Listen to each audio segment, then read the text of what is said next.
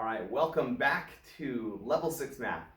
Today we're looking at Lesson 18 from our Saxon Math. This is on average and line graphs. Learning how to average something is super important. We're going to use this.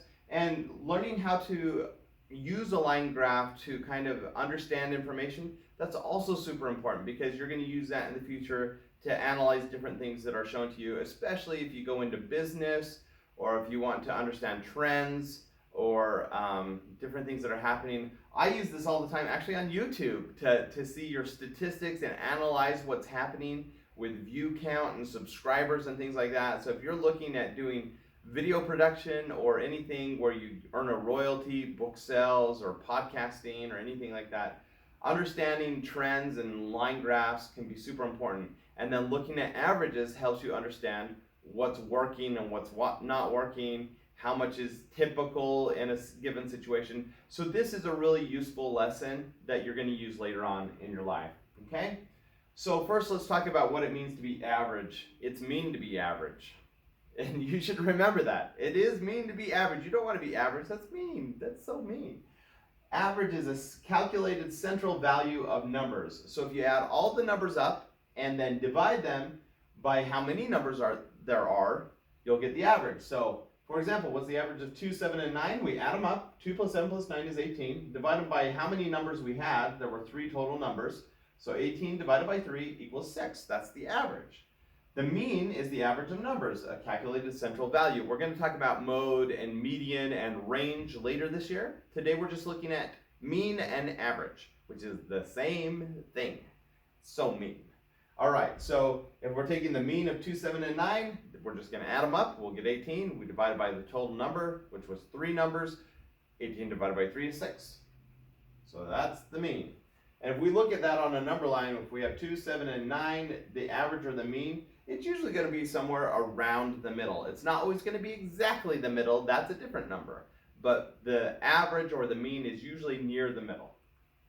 All right, a line graph. We'll do this later in the lesson. This is simply a graph that uses points connected by lines to show how something changes in value. And that might change as time goes on or through different ways of measuring things. Okay? Here we're going to look at 3 stacks of books. Now we're going back to averaging and mean. The stacks contain 8 books, 7 books, and 3 books. Altogether there's 18 books. Okay, we can count them. There's 18. But the number of books is not equal. If we wanted to know what they are when they're equal, we're going to solve for the average. So we can move some of the books from one pile to the other, and then they'll be equal. So if we actually had books here, we could stack them up and move them around, and then it'll show that it's equal. And we can count and now say, oh yeah, 6 is the average, that's what's equal. So by making the stacks equal, we found the average or the mean number of books in the 3 stacks. Notice that the average number of books in each stack is greater than the number of the smallest stack, and it's smaller than the biggest stack. So if we go back, this little stack here had to grow, and this big stack over here had to shrink. So the average is getting to the middle. So let's try this out. In 4 classrooms, there were 28 students, 27 students, 26 students, and 31 students. What was the average? Well, we know the average is going to be somewhere between 26, the smallest, and 31, the biggest. But all we have to do is add up those 4 numbers, divide them by 4, and we'll get exactly the average. So we take 28, 27, 26, 31, we add them up and get 112. There were 4 total numbers, so we want to divide 112 by 4.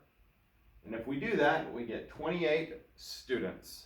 28 students is higher than 26 and it's less than 31, so it seems reasonable that that would be the answer. Okay? Notice that the average problem is a combining problem and an equal groups problem. So we found the total number of students in all by combining, and we found the total number of groups in each group if the groups were equal, which is an equal groups problem. All right? Let's use counters. I don't know what counters are, but let's just, to model the average, so it's just asking us to find the average. So if we take 3, 7, and 8, we need to add those up, divide by 3. 3 plus 7 is 10, 10 plus 8 is 18, 18 divided by 3 is 6. So that's going to be our average. All right, so it doesn't tell us what 3, 7, and 8 refer to books or coins or students. So we're just looking for the average.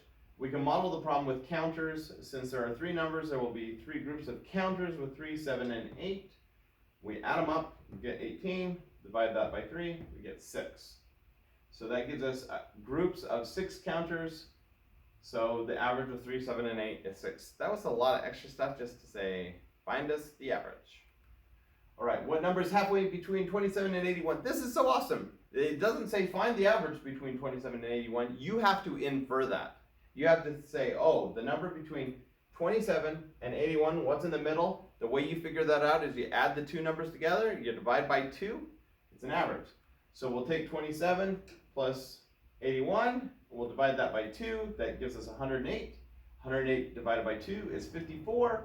So what number is exactly halfway between 27 and 81? 54.